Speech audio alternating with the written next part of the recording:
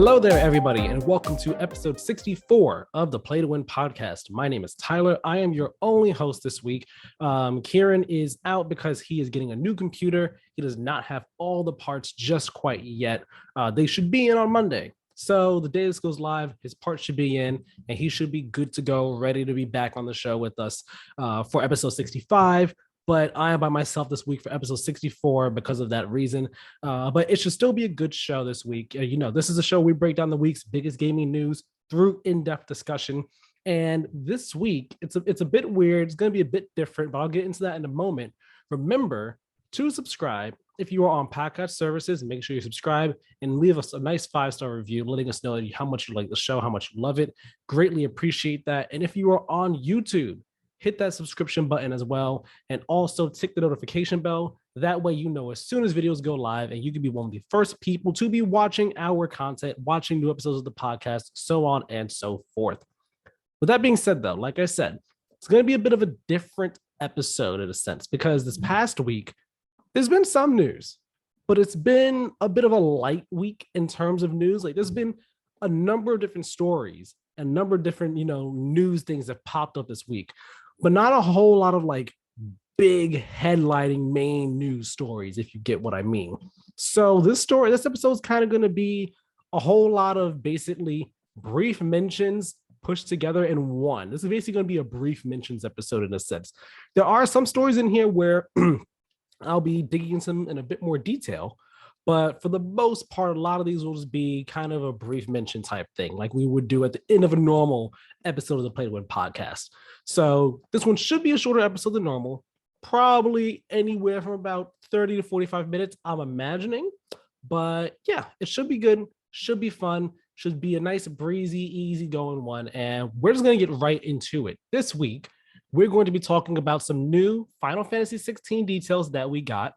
We will also be talking about Sega and Creative Assembly's new game, Hyenas, that was announced near the end of last week, and more.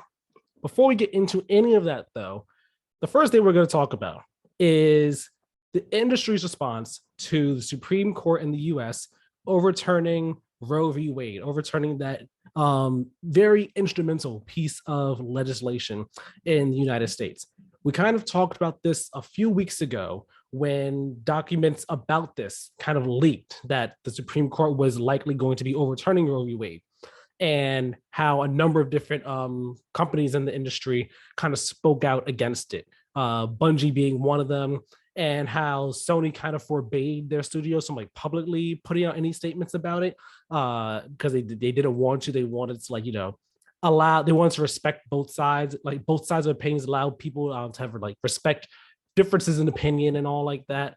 So we talked about it a bit then, and unfortunately, the Supreme Court has gone ahead and overturned that piece of legislation, which has major ramifications in regards to abortion and just the types of healthcare that women can receive in regards to abortion. And now, like, immediately, a lot of different states in the United States are going to be making it essentially illegal to get abortions in their state, and they're going to be force anyone who becomes pregnant to see it through to the end, even if they are not ready, even if there are health concerns behind the pregnancy, so on and so forth. It's a really sad thing. It's shameful, to be quite honest.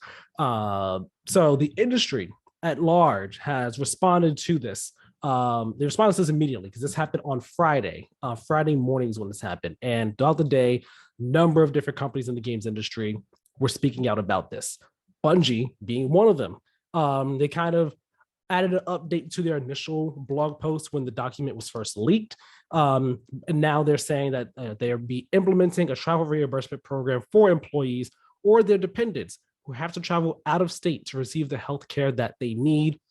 Also, Bungie CEO Pete Parsons, he tweeted out a statement opposing the Supreme Court's decision, saying here, quote, "This is a difficult day for our country. Good people will be hurt by this decision. Bungie will do whatever we can to protect our people and ensure they can live happy, healthy lives," end quote, which I would 100% stand by, 100% agree with. Now, what's surprising here is with Sony, multiple first-party studios from Sony released statements on Twitter in opposition to the Supreme Court's decision. And I'm just going to list them all off here. We have Insomniac, Naughty Dog, Guerrilla, Ben Studio, Sony Santa Monica, Sony San Diego, Media Molecule, London Studios, Sucker Punch. All of them put out statements on Twitter, basically saying we are in support of women having the right to, choose what they want to do with their body. That the right to choose is a human right, so on and so forth. And this is surprising because, like I said at the top of this discussion here, this topic, Sony initially, they kind of told their studios, yeah, no, you can't say anything publicly. We're not letting anyone say anything publicly because we want to, respect differences in opinion and all like that, which I understand, different opinions, people are allowed to have the different opinions and all like that. But they didn't want anyone speaking about this publicly. And then like Insomniac kind of had to try to fight real hard against it, but they couldn't. And then eventually like Insomniac made a donation and Sony matched the donation, but Sony said that they couldn't like publicly announce this donation or anything. So the fact that all these Sony studios are allowed to, seemingly allowed to release these statements opposing the Supreme Court's decision is a big deal. It's a good thing. It's a very good thing. And I'm hoping that it's because Sony said, you know what, you can do this, and not just because like, what they said, we're going to do this anyway because Sony's still not letting us, but we're doing it anyway because it's what we believe in. Like, if that was the case, like, good on the employees for standing up for what they believe in, but bad on Sony for still not letting them. But given how many studios did this, I believe it's a case of Sony saying, green light, go ahead, say what you need to say and all. So that is very good.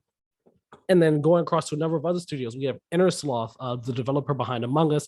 They put out a statement and provided links to organizations that could offer care to people, offer the care that people need. Devolver Digital put out a statement as well. ArenaNet, who are the developers of Guild Wars 2, they put out a statement. Ubisoft put out a statement as well. EA has not put out a statement against the overturning, but they are offering expanded travel health benefits for eligible U.S. employees and their dependents. Bethesda put out a statement as well. Niantic put out a statement too. I believe Microsoft, I don't think they put out a strict statement, but more so they put out like a response to, I think I saw like a response to inquiry about like Microsoft's stance on it and all. And they said that they would be I believe they said they would be helping in regards to like states where lawful abortions are allowed and all like that, like helping their employees who are affected by this get the help that they need and all. I don't remember the specifics of it. I couldn't find the exact quote again when I was putting the document together. But yeah, it is absolutely sad to see the U.S. make this decision. The Supreme Court made this decision that basically rolls the clock back on all our progress in this country. It rolls it back decades, and it's really sad. Like I said it before, but the government should have no say over what a person does or does not do with their body. Abortion, that is a decision that should only involve the woman who is involved, who is going to have the abortion, and her doctor. Those are the only people who should be involved in the decision, because the doctor is the one obviously making sure that she is taken care of and healthy, and the woman is the one who has the baby inside of her, who has the fetus inside of her. And she's the one who would have to go through it for 9 months and have her life majorly affected. So the fact that this is even a discussion, that it's not just a common sense thing of, hey, I'm not a woman, this is not a call I should be making for them. This should just be a human right. They should be allowed to do this just across the board. The fact that this is even a conversation, a discussion, is maddening, it's saddening, it's upsetting, it's frustrating. And I'm really happy to see all these developers and studios across the industry speak out in support of women in the games industry, just women in general. And yeah, I really don't know how much more I could say. It's just really damning. It's really shameful.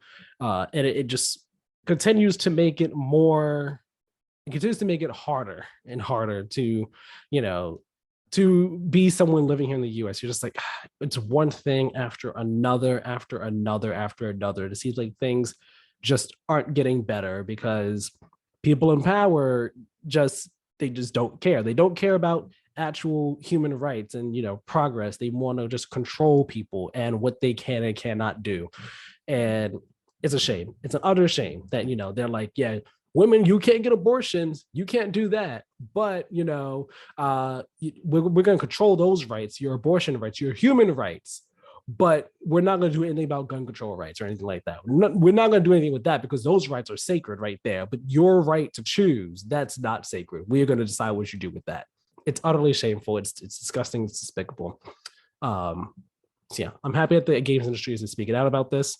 To anyone who is in the gaming community who is like throwing shade and just getting mad at the developers, stick to games. You need to grow up. Full stop. Grow up. There are more important things than games in the world, and basic human rights are one of those things. So, food for thought right there. Now, with a bit of that heavy news out of the way, we're going to start getting into a bit more fun game news, I guess you could call it. Starting with some Final Fantasy XVI interviews with the producer, Naoki Yoshida. I forgot what day it was last week, but it was like super late at night. A bunch of outlets started dropping interviews that they did with Naoki Yoshida about Final Fantasy 16, and we got a suite of details about the game from all these interviews.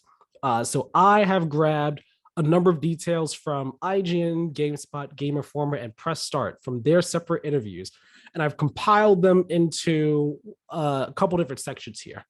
So first off, we have some details about summons and the way summons will be, playing a factor into Final Fantasy 16 in story and gameplay and all. So for those who don't know, summons in this game, they're called icons. Some of the icons will be allies. Some of them are enemies.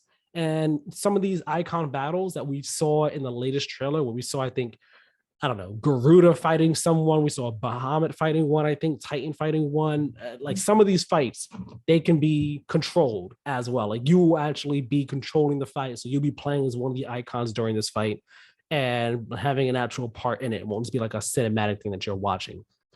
These fights are multi-stage fights, and these icon fights, they have different gameplay styles. So like Yoshida was saying that one is like a 3D shooter and another one's like a wrestling match and all. So I'm looking forward to that. I'm looking forward to seeing how these fights actually play out and how different they are from one another, because kind of like how Keiran said when we first saw that trailer, it reminded him a whole lot of Attack on Titan. And I totally agree. It's like these just gargantuan epic battles happening. And it just looks like they're going to be utterly insane to watch and play out and everything like that. And we also now found out that there are going to be times in the game where Clive, the main character, will encounter the icons while he's still normal size. So it'll kind of be like similar to the older, I guess, the older God of War games, where like you're just like a tiny person in front of like this giant creature. Or I guess you could even like compare it to Final Fantasy 15 when you're going up against Final Fantasy 15, when any of the summons appear, actually, specifically like Titan and Rama, when they appear, they're just huge right next to you. Or when you're going up against the Adamantoise in that game, you're just like so tiny compared to the giant Adamantoise. So I'm looking forward to seeing the summons, seeing the icons, and getting to know more about how they actually play a factor into the game and all. I'm really looking forward to those big battles with them and all. Now, one thing that people were wondering after we saw the last trailer during the combat section was, hey, are there party members? We don't really see any party members alongside Clive fighting with him. And in some of the screenshots and all the other footage we've seen, we've never seen him with anyone else. It's always been him by himself. Well, we now know that there will be party members in the game. Clive will have one or more AI-controlled party member with him throughout the story that will, participate in battle. They'll banter, chat, and everything like that. They weren't present in the latest trailer, though, because Yoshida, they didn't want to like overwhelm us with information and everything. So that's why we didn't see any party members in the last trailer.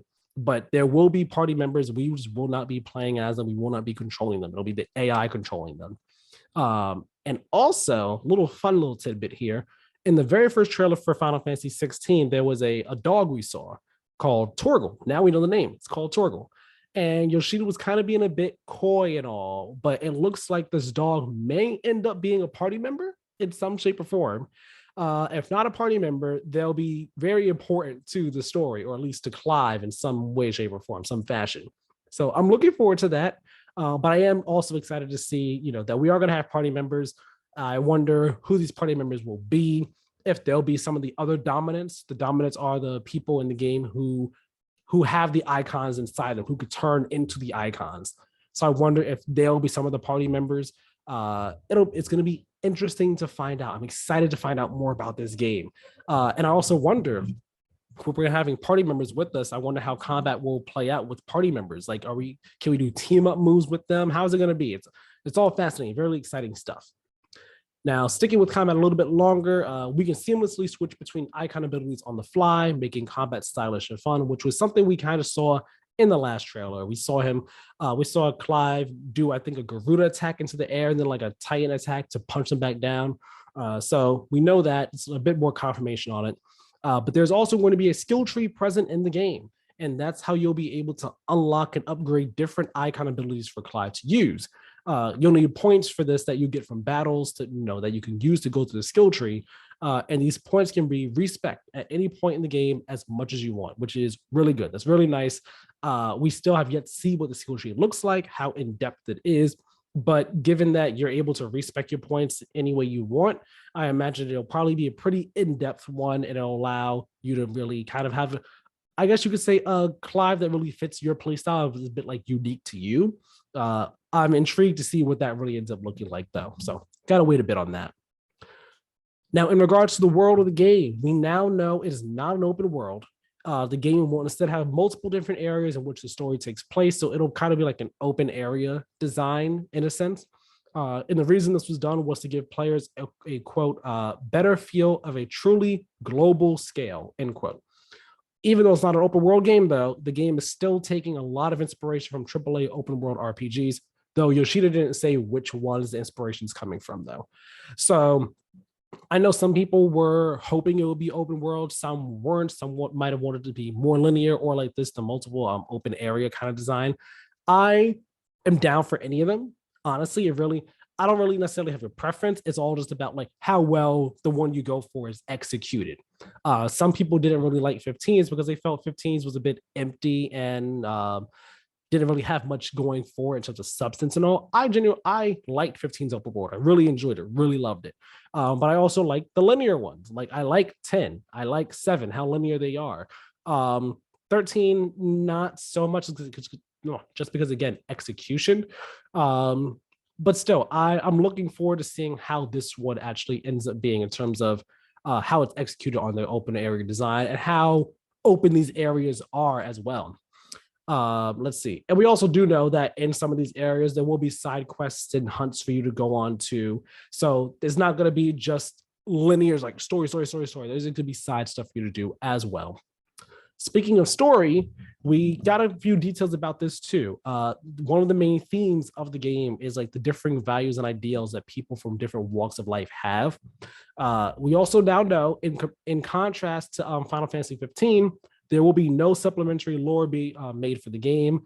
It's just what we are getting for the game in the game. That is the story for the game. There's not going to be an anime, a movie, a spin-off game, none of that. It's just straight game. The straight story is all the story you need is in this game.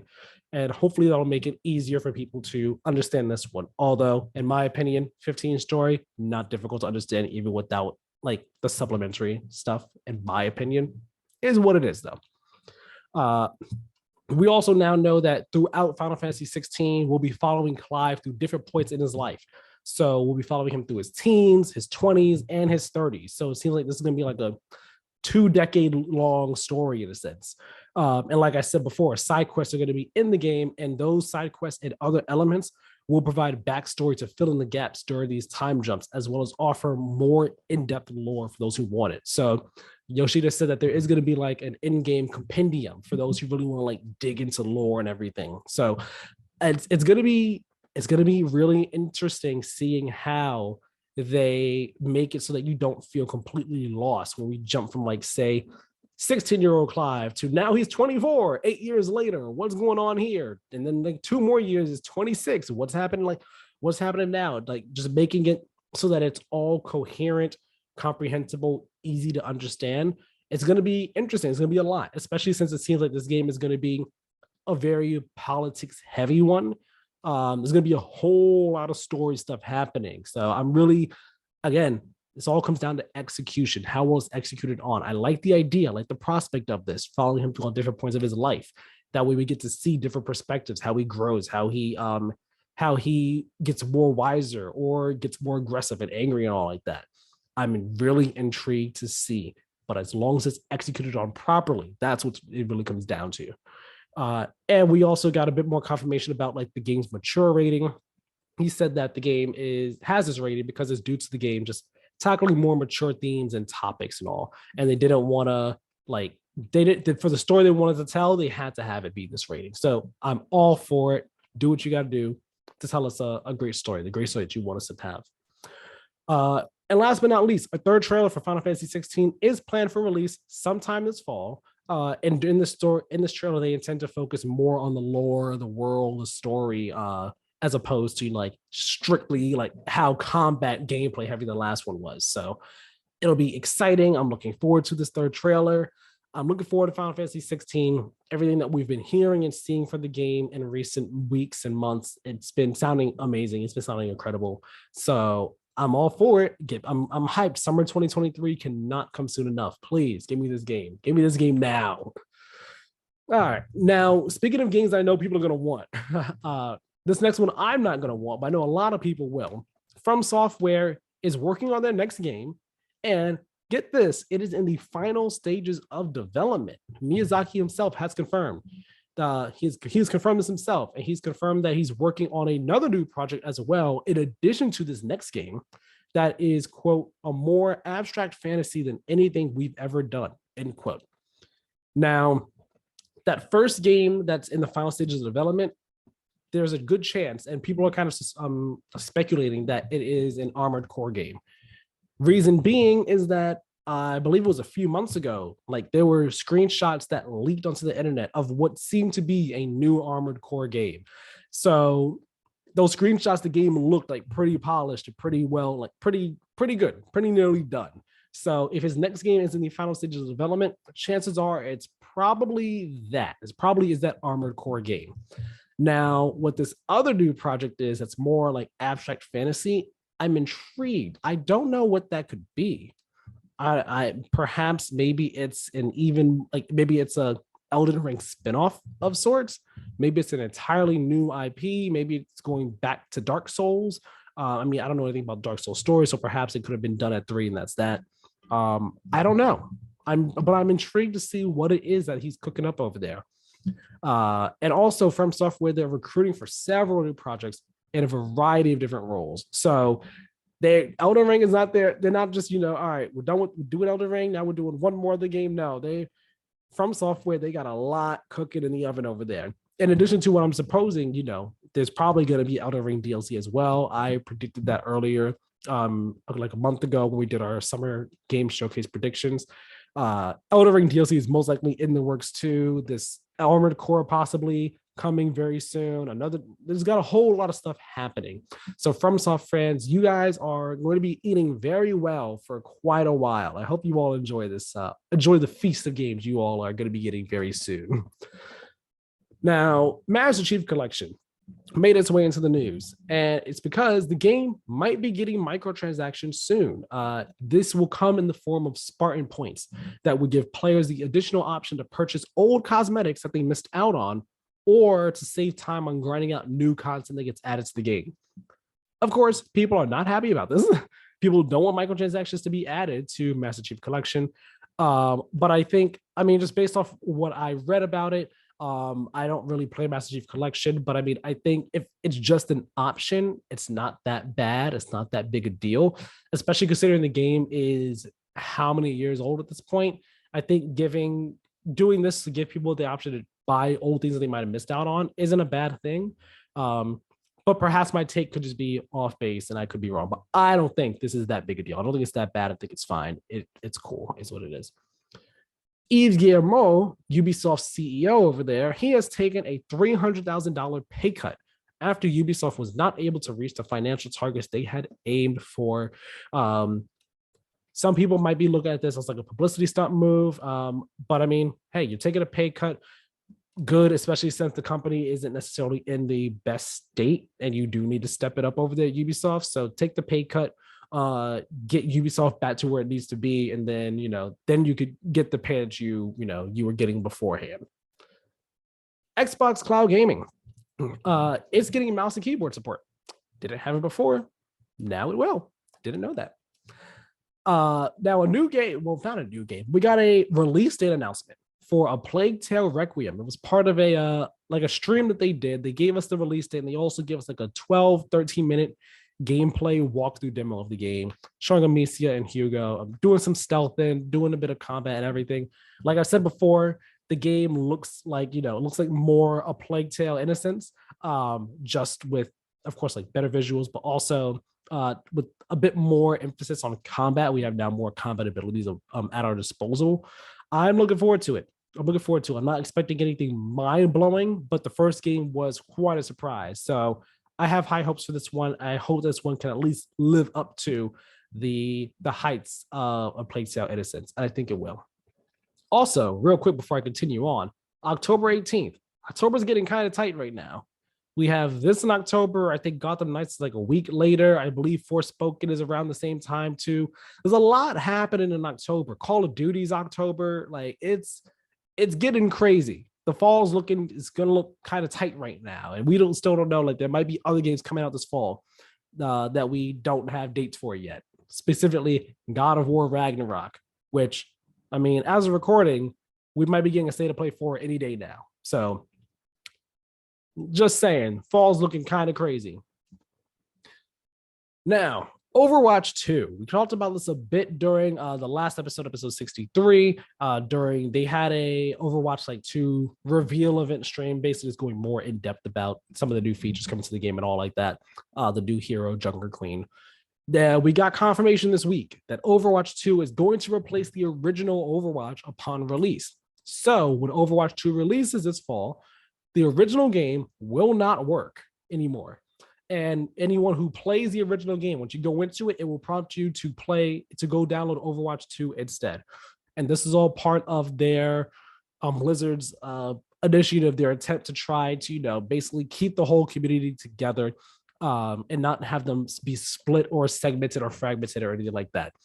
And yet again, this goes back to the original question of why does an Overwatch 2 exist? Like I think I said it last week when it was announced that, Overwatch 2 is going to be free to play. I was like, that seems like they realized, yeah, we're having a hard time justifying Overwatch 2's existence, especially as a paid game, when the only thing new for Overwatch 2 was just the campaign. Everything else was going to be coming to Overwatch 1 as well. So it was like a bit weird. And now this is just like, yeah, it kind of makes no sense for there to be two versions to two different Overwatch games. We're just gonna have a single one, is what it is, and single one, everyone's gonna be on this one, and this is how we're gonna move it going forward. And I think at this point, this was the only smart move they can do, because at this point you already have the Overwatch 2 branding and everything. You already put so much effort and money into Overwatch 2 as a thing that you can't just say, all right, you know what, Overwatch 2 is not a thing anymore. It's just gonna be Overwatch 1, and we'll iterate an update on that. Like at this point, you're too far gone. The can has been so far kicked down the road that this is just what you have to do. And it's similar to the Destiny problem, where Destiny, we had Destiny 1 and then the expansions, and you got Destiny 2. And then after that, they were like, yeah, you know what? We're just going to be Destiny 2 from here on in. We're not going to do a Destiny 3 anytime soon. And the community was split for a while because there were people on Destiny 1 that hadn't gone to Destiny 2. And Destiny 1 eventually had to get cut support and all like that. So this is the move that makes sense, I guess. Do what you got to do, make it work. But everyone's going to be over Overwatch 2. Overwatch 1 will no longer be a thing come October. I believe October 4th is when Overwatch 2 goes in, releases into, I guess you could say, early access or the beta or whatever it is, whatever their terminology is that they're using for Overwatch 2's release this October. Also coming October, we now have confirmation the Switch version of No Man's Sky that will be releasing on October 8th. Exciting for Switch fans or No Man's Sky fans or both. Now, speaking of Destiny, I was mentioning that before just a moment ago. Got two funny Destiny things here. Well, I don't know if I say funny, but basically, Bungie's getting their money from people that were kind of screwing them over. First up, Elite Boss Tech is a company that makes cheats for Destiny 2. So, because they were doing this, they are going to be paying Bungie $13.5 million in damages, ending a copyright infringement lawsuit. Also, Bungie has discovered the identity of the culprit behind those fake Destiny 2 DMCA takedowns that happened, I think maybe earlier this year. It's like a few months ago. Known as Lord Nazo in the Destiny community, he began sending out the fake DMCA takedowns after he himself received one from Bungie for uploading the soundtrack for the Taken King to his YouTube channel. So Bungie is suing him for $7.6 million. Let that be a lesson learned, people. Do not mess with gaming companies. Do not mess with Bungie. They will come after you. They will ask for money, a lot of money, more money than you guys can probably pay them. Don't mess with these companies. Do not mess with Bungie. You're going to have a bad time. Promise you. Moving away from Bungie, PlayStation, Gamescom 2022. Are they going? No, they're not. PlayStation is skipping Gamescom 2022. Not the first time they've done it. Is what it is. Not all that surprising either, considering, again, PlayStation's been doing their own thing for quite a while now. So it is what it is. They're not going to be there. Now, let's see. The Switch version of Knights of the Old Republic 2 has a game-breaking bug that will not let you finish the game, which is shocking. It's absolutely shocking. Like, wow, how did that get through? But the developer, Aspire, they are aware of this. They are working on a fix for this bug. And they said that for now, you could just put in a cheat code to bypass the that moment in the game where the bug happens, so that you could try to finish the game. But yeah, that is bad. That's very bad that you've released a game people could pay for, and there's a bug that won't let you finish the game on a specific version of it. It's not good. Not good at all. Now, speaking of things that are not good or don't look that good or seem that good, is this new game, Hyenas, from Sega and Creative Assembly. Creative Assembly, they're the developers behind Alien Isolation and Halo Wars 2. Hyenas, it was announced, I believe it was Thursday. I believe IGN had like an exclusive for the announcement. I believe it was part of their like summer of gaming thing that they got going on. So what is Hyenas? Hyenas is it's a first-person shooter, multiplayer first-person shooter. I'm reading here, this is a quote, basically giving a nice premise for the game from Matt Perslow over at IGN, saying, quote, set in a future where billionaires have colonized Mars and made Earth inhospitable, Hyenas is a fast-paced, multiplayer first-person shooter that casts players as anti-hero pirates stealing from the mega rich, end quote. Okay, not a bad premise, I guess. It's a PvEVP game with 3 teams of 5. So 3 teams of 5 human players going up against each other while also going against AI-controlled enemies that are the security force on the that defends the treasure on these space stage, these like space frigates and all like that. Maps will contain the maps of the game, they're going to be pretty large. They're going to be kind of larger than your typical PvP deathmatch type of map. Not the size of a battle royale map though, like a happy medium of sorts. Because the maps they're gonna be huge. They take place on like these kind of like these space stations in a sense. So there's all types of hallways and corridors and things to go down and around and everything like that.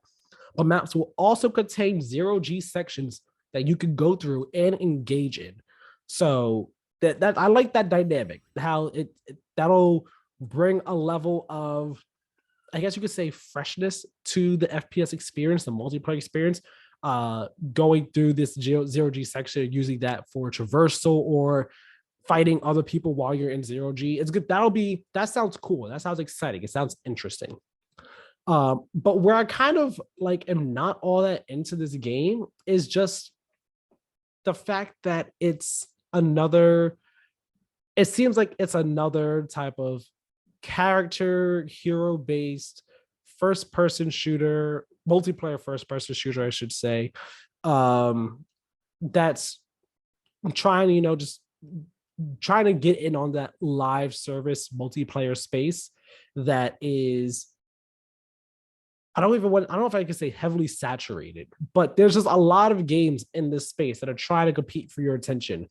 And the game seems like it could be fun, but I don't know how well it's gonna break through. Like the trailer that we saw, the trailer was it was a CG trailer, first off. But it was highly stylized, had a really interesting art style, kind of reminded me somewhat of like it reminded me of like a mix of an episode of Love, Death, and Robots, Into the Spider-Verse, and the Watch Dogs Legion trailer where like the guy was helping with a cabbie, helped someone else, and then he ended up joining the resistance and everything in London. If you remember what that trailer looked like, it looked like a bit of a blend of those three in terms of its art style, its aesthetic, and the style and the kineticism of the trailer, how fast things were going and all like that. It seems like it has style, but at the same time, I was just like, I don't know. It seems a bit, what's the word? I guess you could say it seems like it was made in a boardroom. Like it's like, all right, we're gonna check the boxes. A multiplayer first-person shooter, check. PvPvE, check. We'll have that. Characters / heroes, check. All right, not kind of a big map, but not like your normal PvP, check. Like it just doesn't seem like, I guess you could say, genuine or authentic. It just seems not generic, because it seems like it has style. It just seems kind of bland in this stage, in this like this place in the gaming industry. It's just like, okay, it's another multiplayer live service shooter game. Wonder how well it's gonna do. Maybe not that well. Probably not. Who knows? I should also give a few other details here. We got some categories of characters. So all the characters of the game, they're gonna have like their own, I guess you could say, role in a sense.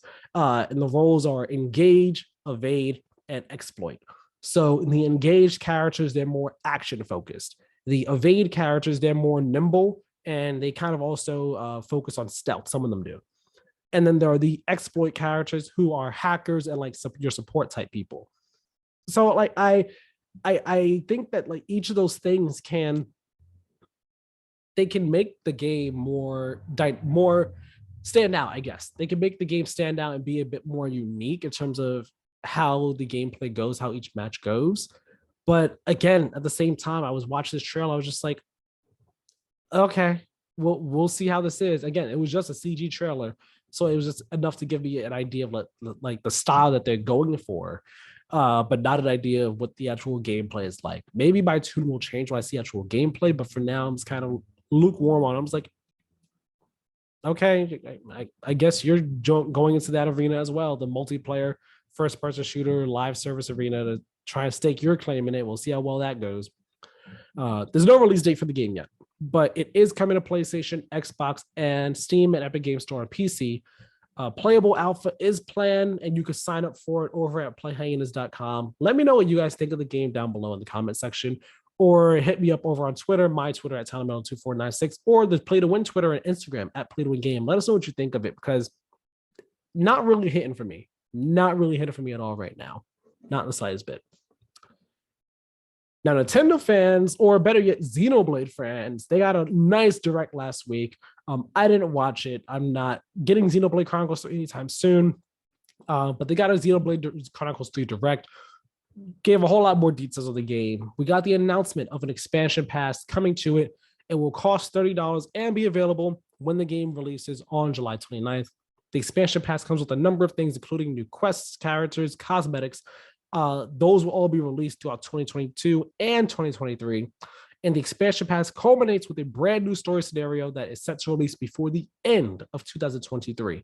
I'm imagining sometime between summer to fall of 2023. So exciting stuff for you guys over there. Hopefully, maybe I'll be able to play Xenoblade Chronicles 3 by then. I have yet to even play 1 or 2, and I would like to play those games.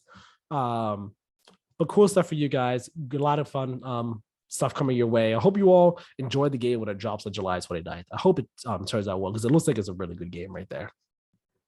Now, couple more stories here, a couple real quick things to get through. DICE, remember them? The developers behind Battlefield 2042, which is kind of on life support, like major life support right now.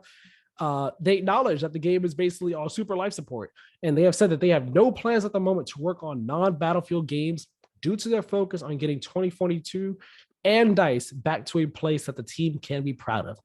I think that is the best decision. That is the right decision. That game just needs help. It needs help. It needs life. It needs content desperately. It needs the features that people want desperately. And I really want DICE to be able to turn that game around and turn the studio around, because this is just like been a black stain on their reputation. This followed by also Battlefield 5's kind of reception as well was kind of So that was like the 1-2 punch right there. This was supposed to be Battlefield's big coming back, and it was not at all in any way, shape, or form. So hopefully they can get things back where they need to be. Now, Tiny Tina's Wonderlands was once Epic Game Store exclusive. It is no longer Epic Game Store exclusive. It has come to Steam at long last. The Molten Mirrors DLC is also available now. So you could thank Tim Sweeney. He said, all right, you guys, everyone who's not on Epic Game Store, you can play this over on Steam. Have fun, enjoy yourself. And all the Steam players said, yeah, thank you, Tim Sweeney. We love you. We love it. Thank you so much. Only for at the same time, Tim Sweeney said, I giveth and I taketh away, because Fall Guys can no longer be purchased or downloaded on Steam. The people who already own the game on Steam there will still receive full support and all updates that other platforms receive. So that's good. But if you didn't get Fall Guys yet on Steam, sorry, you can't do it anymore. You have to do it over on Epic Game Store. Tim Sweeney giveth and Tim Sweeney taketh away. Sorry, it is what it is.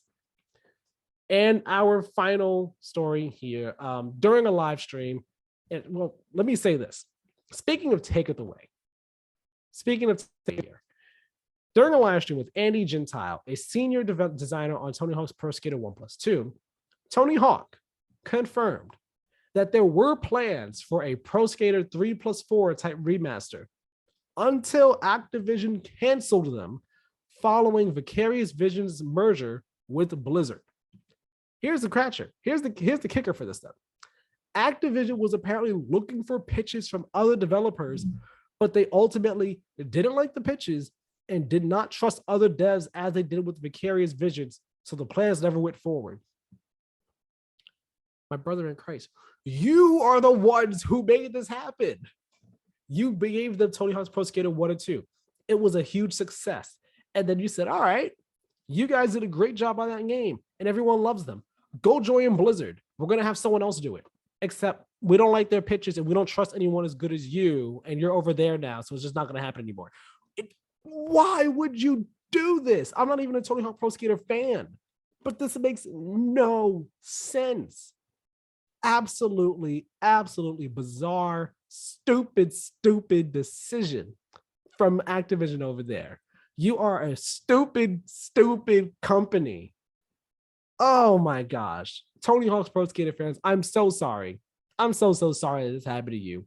You all did not deserve that in any way, shape, or form. You guys deserve better. Tony Hawk was like, hopefully, like it can still happen at some point in some way, shape, or form. Because 1 and 2 was received real well. People loved it. And like people were thinking, all right, 3 and 4 next. Cool, fantastic. And then nope. Rug pulled out from under them and it's not happening. Very annoying, very annoying. Unfortunately, that is the last story we're going to end our news on. Sorry to end it on a bit of a downer, but that was kind of all the news this week. Like I said, not a whole lot of big topics, not a whole lot of big stories, a whole lot of more like brief mention type ones. But we got through them pretty quickly, got through them pretty well, and I think it was a fun little discussion there. Let's talk about what I've been playing a bit this week, real briefly. Been going through Kirby and the Forgotten Land this week. I'm really enjoying that game. The creativity on display with the different the different mouthful powers, the copy abilities, the level design. It's all so well done. I'm loving it all. I'm loving each area. The platforming is so fun. And again, like the game, it's not like difficult or anything. I'm playing on wild mode, which I guess you would say is essentially normal mode. But it's just such a great time. It's such a blast to go through. In terms of progress, I have just beat the boss of the desert region. So I just got back to my Waddle town, did some things there. I have a number of the copy abilities like at their third tier. So I believe that's the highest tier they could be at. Like I believe the sword is there. I have the fire one there, the needle one there. I have a number of different abilities at their like max level. I'm having a great time in this game though. Super enjoying it. Super just having a blast with it, like I knew I would. It is definitely a game of the year contender for me. It's going to be for sure. It's such a great game, just such a great game. The treasure road levels are like real fun challenges too. I haven't like gone to them and be like, all right, I'm gonna replay it to try and get like the perfect time or anything. But just like even going through them once, I'm like, this is a fun challenge of my skill with these abilities, like testing how well I know them, how well I use them, and all like that. It's just such a good game, so charming, so wholesome. I love it. Kirby is utterly adorable, so freaking adorable. Love this game to death. Now also this week, aside from Kirby the Forgotten Land, I've also been playing more Destiny 2, and I went through the Beyond Light campaign. So I finished the main campaign. I basically, the last thing I did after you fight Aramis, I did the one sabotage mission for Varix, where you take out the rigs. I did one of those, and then I haven't done anything else since then. But I enjoyed that campaign a lot. It's been fun being on Europa, a completely different environment, snowy and everything. I love the art style, the art direction, everything was really cool being there. Going up against the different fallen people that Aramis had with her was really cool. The stasis powers, I think they're fine. They're okay. They don't blow my mind. I don't think they're all that amazing, but they're okay. They're not bad, I think. So I enjoyed using those. But what I actually found myself enjoying the most, surprisingly, was Solar 3.0, because I'm normally the arc, a destined class I normally use, and I'm a warlock. I should say that I'm a warlock. That's my main, and I normally stick with arc. When I jumped back in with Shadowkeep like a few weeks ago, I know that Void 3.0 was there, but I didn't go back. I like messed around with it some like in the settings and everything, but I didn't like attach it to my character. It was Solar 3.0 dropped though. And I remember seeing the trailer for it. I was like, ooh, that looks cool. My brother plays as well, and I saw him play it a week ago, and I was like, ooh, Solar looks fun. I might have to do that when I play Beyond Light. So I go to Beyond Light, and I'm like, let's do some Solar. Let's do some Solar. And Solar is so much fun. Solar 3.0, so good. The freaking finger snap, just the boop. I was just like, ooh, so cool, so good. I'm really enjoying that. So I'm enjoying that. And I also really like this gun I got. That's an auto rifle called Crate, which I told my brother about it. He was like, yeah, okay. I don't know how impressive or amazing it is in the Destiny community. I really enjoy it though. Nice fire rate, nice damage and all. And I believe the role I have on it is that if I go over special or heavy ammo, it basically gives me double the ammo in my crate. So instead of like 56, I'll have like 112 or 100 something bullets in the magazine. And then it also has a step where I do headshots. It leaves a stasis pillar at the body. So I'm really liking that gun. It's so good, so much fun to use. And my power level right now, I believe, is about 1470. I think it's like 1470, close to 1480, around there. So I'm getting close to the soft level cap. Getting close to it. Here's what I'm trying to decide with. I don't know if I want to jump like into Witch Queen right now, or if I want to do more in the Beyond Light like missions and all. So if I want to do more stuff for Varix, if I want to do more stuff for the Stranger first, before I go on to Witch Queen, I haven't decided yet, but I think I'll do some more Beyond Light stuff first and then go to Witch Queen and start doing stuff in that campaign. That way I can then be caught up entirely on Destiny 2's story. Excuse me. Speaking of the Stranger real quick, it was fascinating actually finding out that she is from a different timeline. And her timeline, the Guardians, they gave it to the darkness. All the Guardians give it to the darkness and all. So it's like, ooh, okay, she's here to try it also the future. She doesn't want our timeline to go down that way. That's interesting, that's fascinating, that's exciting. So I'm curious, it has me thinking. I don't know if other people have thought this. I'm sure Destiny community has theorized for so much over the past year and change since Beyond Light came out. But I wonder if the Lightfall DLC, that Lightfall expansion, I should say, is going to be that timeline, like trying to prevent that timeline in the moment. Like if the Lightfall expansion is going to be about, hey, Guardians are getting pulled to the darkness and we need to stop it. We need to stop all the Guardians from getting pulled to the darkness, or the Stranger's future comes true. And that comes true here in our timeline. She's trying to stop it. I wonder. It makes sense on my head, but of course I haven't finished Witch Queen and all like that. I'm not fully caught up on all the story stuff. So perhaps that theory is wrong, but that's just what I thought in the moment. So that's what I played this week. I'm going to do some more of Kirby this coming week and also Destiny this week as well. So it'll probably be the two things that I play for the rest of the week leading up to episode 65. We will see. Maybe I'll start playing some Tales of Arise because I got that as well. I don't know. We'll see. But definitely more Kirby. Definitely some Destiny as well. And that's going to be it for episode 64 of the Play to Win podcast. Told you all. Breezy episode here. Thank you all so very much for watching and or listening. Remember, you can follow us over on Twitter and Instagram at Play to Win Game. Chat with us over there and let us know what you think of the Final Fantasy XVI details, of the Hyenas game announcement, of anything that we talked about this week. Let us know what your thoughts on all of those things are. Also, subscribe to us over on YouTube. Hit the notification bell, like I said. Leave us likes and comments, and share the show as well over on YouTube. And also subscribe to us on podcast services. Leave us those 5-star reviews. It all helps out so very much, and it's all greatly appreciated. Hit up our site, playtowingames.wordpress.com. It's a home for all of our content, so check it out. It's a cool place there. If you prefer reading reviews instead of watching the video reviews, you can read our written reviews over there on the site as well. So go check it out. I think it's a good looking site. I think it's a nice place.